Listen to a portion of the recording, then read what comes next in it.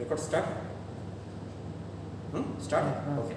Okay, good morning everybody. So after mid-semester we are meeting, and as I told in our previous class that we are having effectively two chapters left, that is kinematics of rigid body and dynamics of rigid body, and there is what I'll say, that half of the chapter is there, that is the vibration, and that vibration chapter we have already studied a bit of that. So rest of the portions will be taken care of in simulation and other way. Okay. So effectively we are having two chapters, that is kinematics of rigid body and dynamics of rigid body. Okay. So as you know that the motion of any body could be of combination of three. One is translation, rotation and deformation. Okay. So, but what we are doing over here is that we are considering the rigid body kinematics or rigid body dynamics. So, as such, we don't have any deformation. There is no deformation at all. Okay. So, that deformation part we are neglecting. But in real life, there is deformation, and that is what is the reason that we have to study vibration. Okay, so when you will be studying in third year or in higher studies, you will find that all the three motions are there. Or even if you are going to study the advanced mechanics of solids, over there also you are going to get these two motions. All these three motions are there, and you are over there, you will be just bypassing this part, translation and rotation. Okay. So for the translation is that any body is going to, any point on the body and the subsequent any other points, if you choose one point and subsequently other points, and all these points together, they are going to be displaced by the same amount. That is what is the definition of translation, pure translation. And rotation, I think you know. So they are represented with an axial vector, and their velocities are there, and the angular accelerations are defined by. Okay. So now let's consider a pure rolling case. Okay. For example, you have taken a wheel.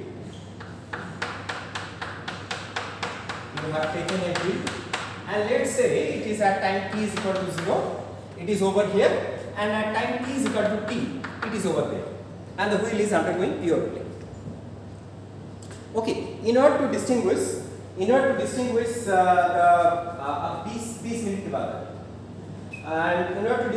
the translation and rotation, what we are going to do is that just we mark a line onto the wheel. Let's say you have marked this line onto the wheel.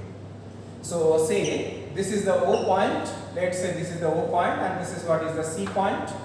Okay, so you have marked O and C, a line, you have drawn a line. Just you take a wheel, and on that with a chalk or a marker you just draw a line, right?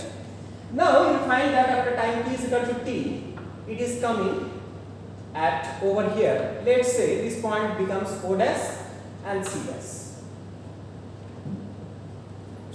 Okay, now this motion can be decomposed as there is no deformation. If you are just going to take up a motorcycle wheel or car wheel or even a railway wheel, you are going to get that there is a deformation, but we are neglecting that deformation part. Okay, so we are considering the wheel is rigid and my subsequent path is also rigid. So as such, now I can decompose this entire motion into two parts. One is pure translation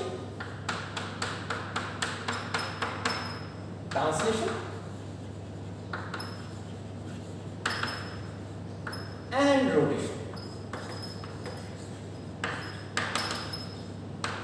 Now for translation, what shall I do? I will be taking, in order to identify the translation, I will be taking this OC line over here, and then I am going to slide the wheel like this. Okay. So over here it is going to be, let's say it is O double dash C double dash. Now from here all these points points are subjected to the same amount of displacement. Okay, so this is what is called the pure translation. Now over here what I am going to do is that I am going to make, keeping the same position, or rather this position at this position, I have just drawn separately in order to distinguish the rotation. Over here I am going to draw the same line OC or O double dash C dash, and going to rotate through an angle theta,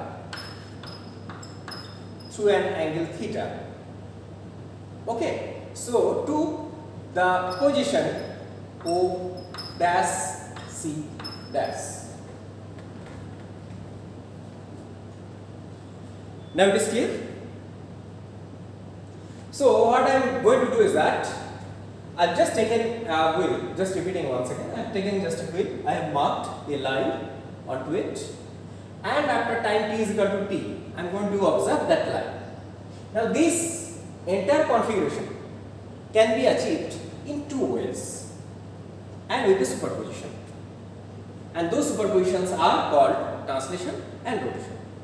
For the translation motion, what I am going to do is that I am just taking this mark, do the same exercise over here. I have just taken that marked line, and along that I have moved to an amount of that. Let's say it has been moved by an angle. So let's say it has moved by an displacement d. So I have moved over here the same d displacement. But what is the condition? Condition is that I am moving just like this. So this duster was like this, I have just moved like this. Right? Now reaching over here, now what I am going to give is that at this position I am going to give a rotation, and that is what is the head. Okay, sure. Now you look that as it is a pure rolling, so this arc, now there exists a relationship, and that is what is the degrees of freedom. Okay, the arc C dash to C double dash is equal to the C, or the linear displacement amount of d. Or you can write, what we can write? We can write, let's say this value is r, radius is r, so r theta is equal to d. Okay, so now if you just make a derivative of it, r is not going to change, r theta dot is equal to d dot, right? Now let's identify. So we are going to get, let's say we are going to make r theta dot is equal to v. Let's consider the d dot is equal to v. Okay, now let's come to the velocity mapping. So over here for the velocity mapping, now what we are going to do is that we are now going to go for the velocity mapping. And for the velocity mapping, what we are going to do, for the translational part, we will be writing, say this is what is my v, this is also what is my v, this is also what is my v, this is also what is my v, this part also is v, and any point is v, this point is also v. So all these points are having v, v, v, v, v. Okay. Now over here, what we are going to get is that it is going to be at this position, it is tangential, right? The velocity is tangential. So this amount is going to be r over here, the position vector of this, times, let's say it is what else represent as it is tangential. Let's say this distance is say some amount of m. So m theta. Now at this position, it is r theta dot. At this position it is r theta dot. At this position it is r theta dot. At this position it is r theta dot. So I have just taken only at the surface of 4 points, not more than that. But at any point I know I will be moving from the center, because over here it is only just the rotational motion. So I am going to get only the tangential velocity, and that tangential velocity is going to be from the center. You go into the position vector of it, and then you just multiply with the cross multiply with omega cross that position vector, and you are going to get the tangential velocity. That's it. So I know at any point you are going to get it. Sure. Now let us combine them together. If I am going to combine them, the entire velocity mapping, so what it is going to be is that for the wheel,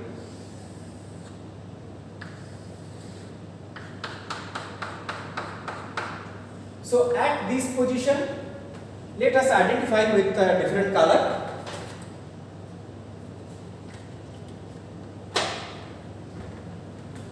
At this position you are having the velocity v. At the same time you are having r theta dot with the red color. Now at this position you are having the velocity, linear velocity of v, but angular velocity or tangential velocity, due to the angular rotation, tangential velocity is 0. At this position you are having the velocity of v and the tangential velocity due to the rotation is r theta dot. At this position means just at the diameter of the center, right? At this position you are having the velocity of amount v. At the same time you are having the tangential velocity of r theta dot. Okay, so at this position you are having the velocity v and the tangential velocity of, no, let's make it bigger because it is a vector, so it is r theta dot. Just I have taken at the surface, but for any point,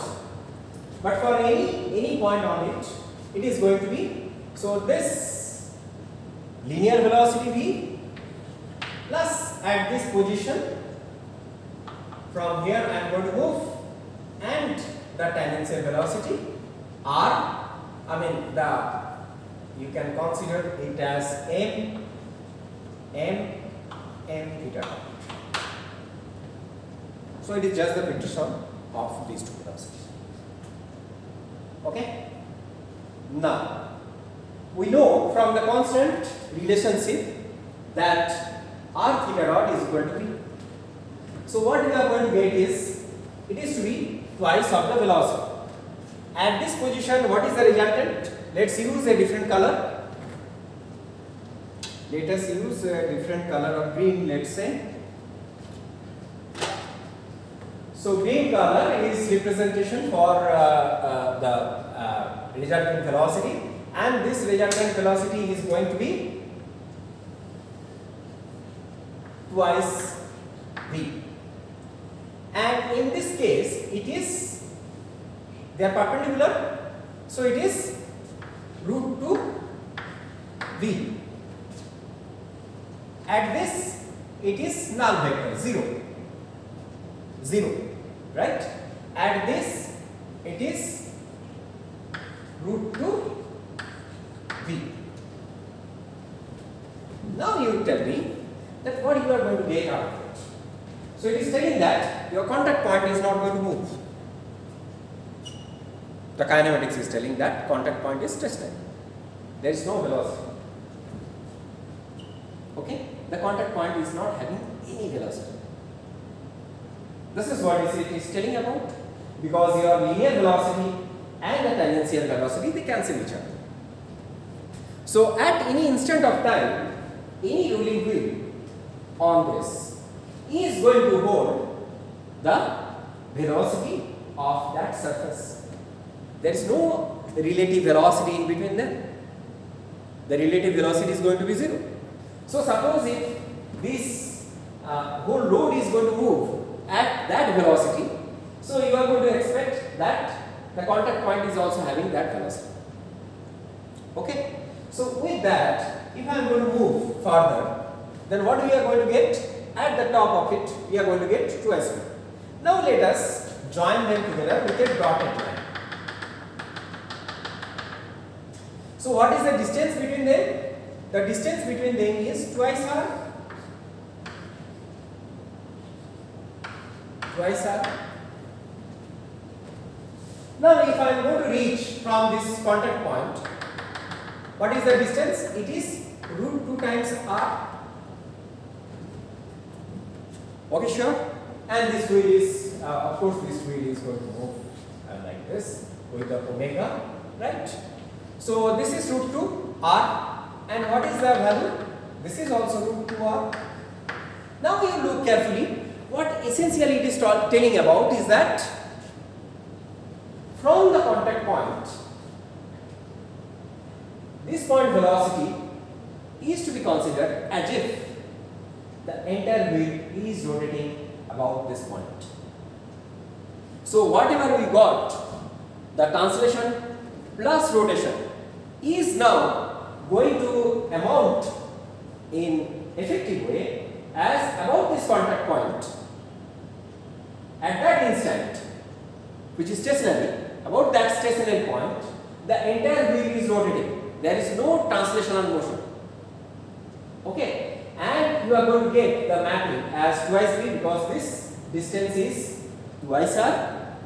And now you look over here, the tangential velocity is root 2v because this distance is root 2r, this distance is root 2r, and you can map each and every point on this wheel with respect to the pure rotational motion about the contact point. I am repeating once again. So the entire translation and rotation could be effectively modeled or represented such a way that you are going to get the motion as complete rotation with respect to the stationary contact point at that instant, and you are going to map the whole velocity. Okay, so in order to understand this part and look carefully at that instant of time, this is at instant time t is equal to t, but in the next instant that contact point is changing, the point is changing, but this mapping is going to be there. So if you are taking a wheel which is moving along the road, take a snapshot. Okay, just take a snapshot. You are going to get the velocity of any point. Just you move to the contact point and map accordingly with your rotation. So we call this point, the contact point C, as instantaneous center of rotation. Okay, are you understanding? That we call the contact point as instantaneous center of rotation. Sure? This is what is the thing that is to be understood properly in order to solve few problems, right? So we can consider the entire motion of any wheel.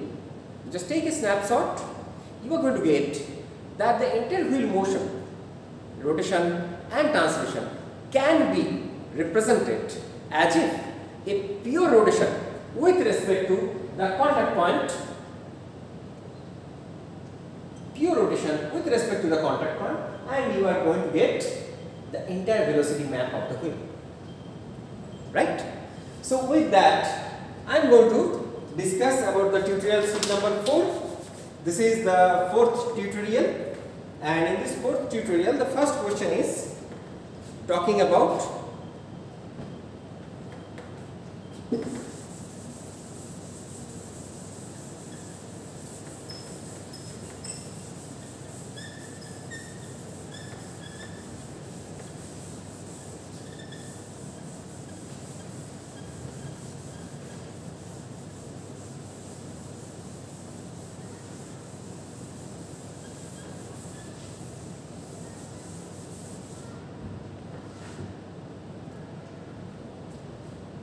So the first point is talking about, let's say we have used this kind of heavy crate.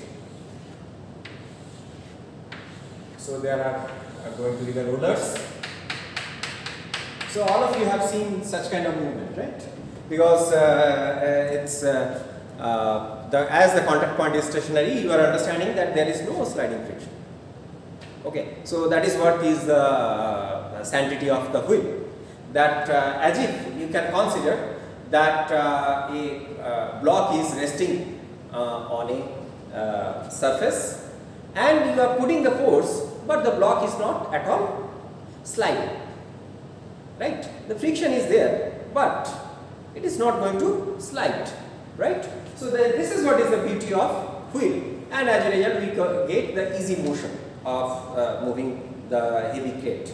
So this heavy crate is telling that a heavy crate is being moved a short distance using 3 identical rollers as rollers, knowing that an instant shown the crate has a velocity of 200 millimeter per second. So it is having the velocity, this crate is having the velocity of 200 millimeter per second and acceleration of, and it is having the acceleration of 400 millimeter per second square. Both directed towards the right. Yes, it is directed towards the right. Determine the angular acceleration of the center of the cylinder and the acceleration of the point A on the center of the cylinder. Okay. So how will you move? So it is saying that you have to find the acceleration of point A, exact point A. Now how will you move? Tell me. So you know that this point is stationary and this point is going to move, right? So this or rather this surface is stationary and this surface is moving. So this point is having the velocity of 200 millimeter per second, acceleration of 400 millimeter per second, and this point is having the velocity of 0. So you know from there the angular velocity and angular acceleration, right? So with that, if you are going to determine the omega and alpha, from there you can get the acceleration of A point. Acceleration of A point is going to be the acceleration of this point. Acceleration of this point is the entire translational velocity and the translational acceleration alpha r, okay, plus the angular acceleration of this with you are going to get this radius vector angular acceleration plus centripetal acceleration. That is what is going to be the angular acceleration of A point. Okay, sure. So you are going to get the entire solution of it, right? So I am just repeating once again, given hint that at this point the velocities and the acceleration of this surface is going to be 0. So the contact point over here is having the velocity and acceleration as 0. But the contact point over here is having the velocity 200 millimeter per second and acceleration of 400 millimeter per second, right? So with that you can get the velocity mapping and the acceleration mapping from there, and from there you calculate omega and alpha. If you know the omega and alpha, from there just taking the relative acceleration, and please keep one thing in mind over here, that you have to use an inertial frame capital X and capital Y, and from there you can get the answer. Okay, now we are coming to a second problem. It is talking about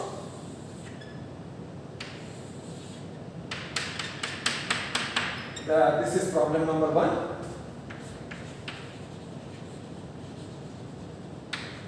Problem number 1, and this is problem number 2.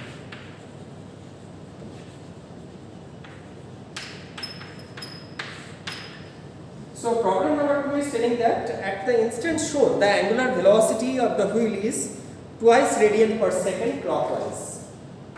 So it is twice radian per second, omega is equal to twice radian per second clockwise. Okay, and angular acceleration is 3 radian per second counterclockwise. So alpha is equal to 3 radian per second counterclockwise. Okay, agree? Now acceleration 3 radian counterclockwise, knowing that the wheel rolls without slipping, determine the location of the point on the wheel with zero acceleration. So what I am going to do is that I will be choosing a coordinate of, let's say, this coordinate you are going to choose as small x and small y. So you choose a coordinate of x and y. Okay, so you know the angular velocity of this point, it is going to be omega r, angular acceleration of this point, right?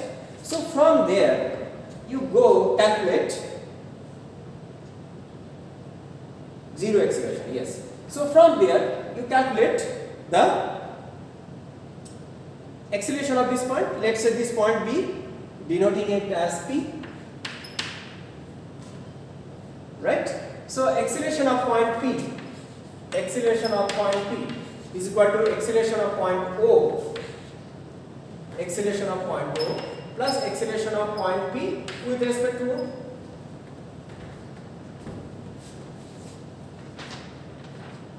Right? So acceleration of point P with respect to O is going to be 2 part tangential and normal, and acceleration of point O is only this part this way, right? So it is going to be alpha, and with that if you move you are going to get the value of x and y, right? So this is also done. Now we will be coming to problem number 4. Problem number 4, you have to solve problem number 4. We have to go to a bit concept, so that we are going to study. Problem number 4. We have to study the problem number 4. We have to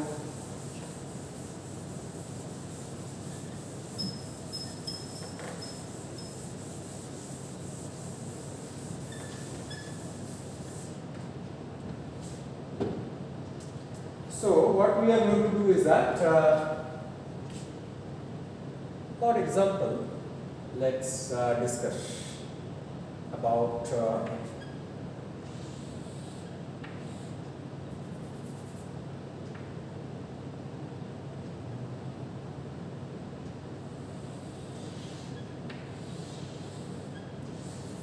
it's not so good.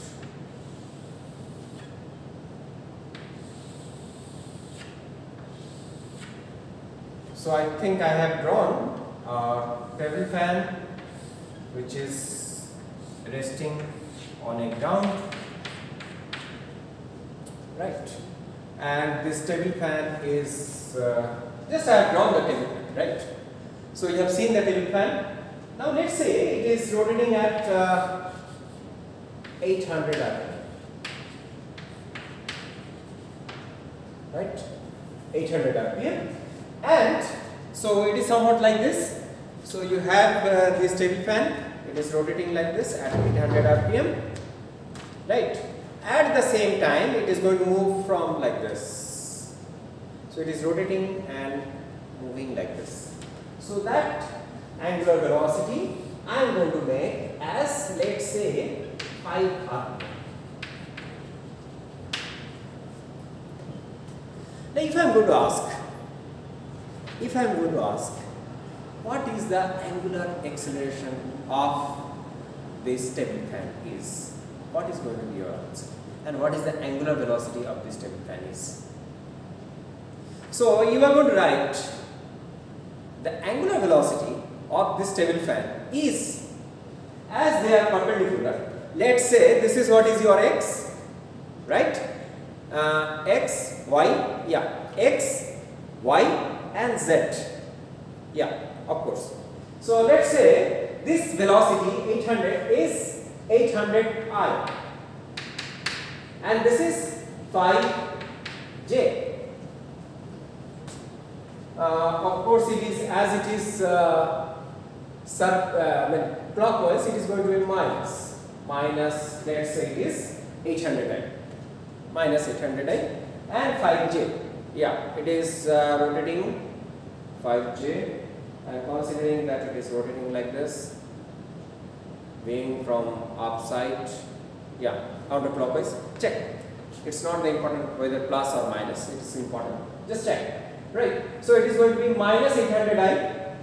So it is going to rotate in front of you like this in a heavy speed rotation, and at the same time it is going to, in a slower way, from this corner to that corner, it is moving at 5I. So I am going to write the angular velocity is equal to of any point on the table fan on this plate is going to be minus 500I plus 800I plus 5J. Now this vector is going to be, so it is in front of you like this. So this is what is your 800 and this is what is your 5J. So naturally its resultant vector is going to be like this. Now this omega velocity, it is 800I minus 800I plus 5J is going to rotate like this. At what rate? This resultant velocity is going to move at 5J. So I am going to write the angular acceleration alpha is going to be, yes, tell me, 5J plus minus 800I plus 5J. Agree? Are you visualizing this situation? Just think about you are staying in your room and just observing the table fan. Is that it is rotating at higher speed, the motor speed is 800 RPM, and I have considered that it is minus because my x is like this and it is moving clockwise. So I have considered it minus 800I, and at the same time it is rotating like this to give the cool air from this corner of the room to that corner of the room. Okay, so I have defined that any point on this plate is having the angular velocity of minus 800I plus 5J. Now that I have defined that this vector is going to be, this is what is the vector along x, this is along z. So the resultant vector is somewhat like this, and with the body this resultant vector is going to rotate like this. You look carefully, right? So this resultant vector is rotating at 5J. Okay, this resultant vector is rotating at 5J. Now what angular acceleration we are going to get? I am going to get, so I am going to make I, J and K cyclic. So it is J times I minus. So it is going to be minus plus हो जाएगा 8/40 40,000 RPM का square.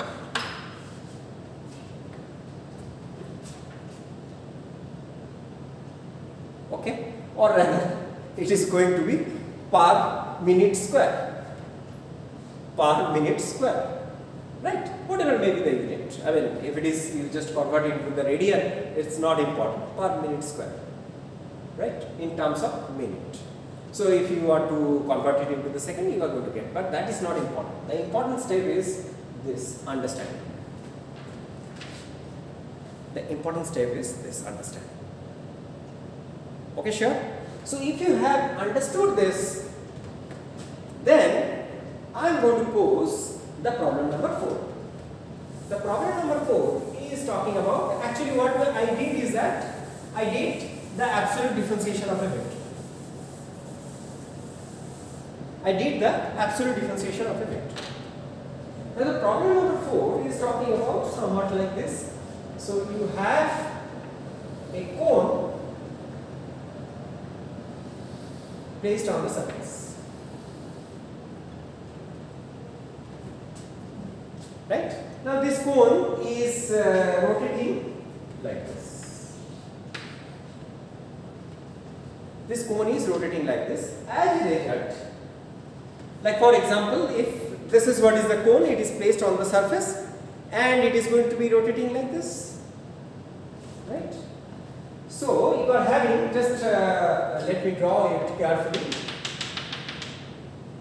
So it is what is, it is talking about Z, and you have a coordinate of Y and this coordinate of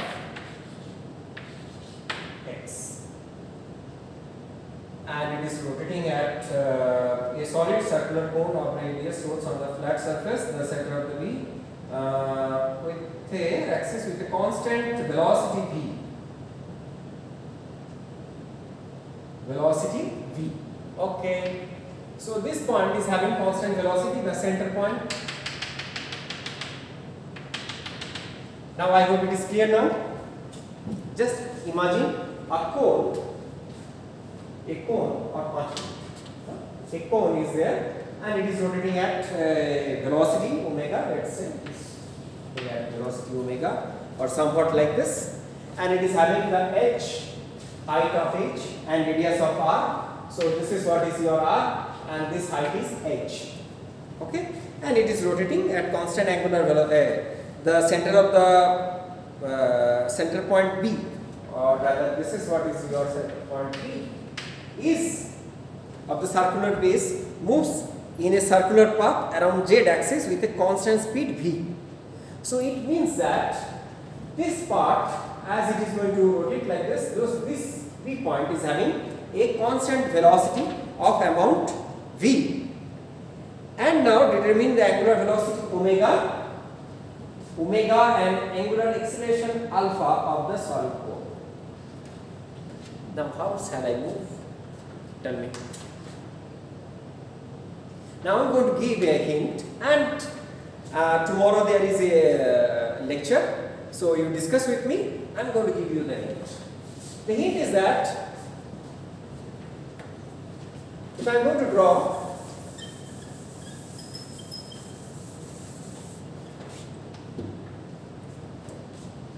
the 2D diagram. Sorry, this wrong way drawn. Yeah. This is what is going to be. Yeah.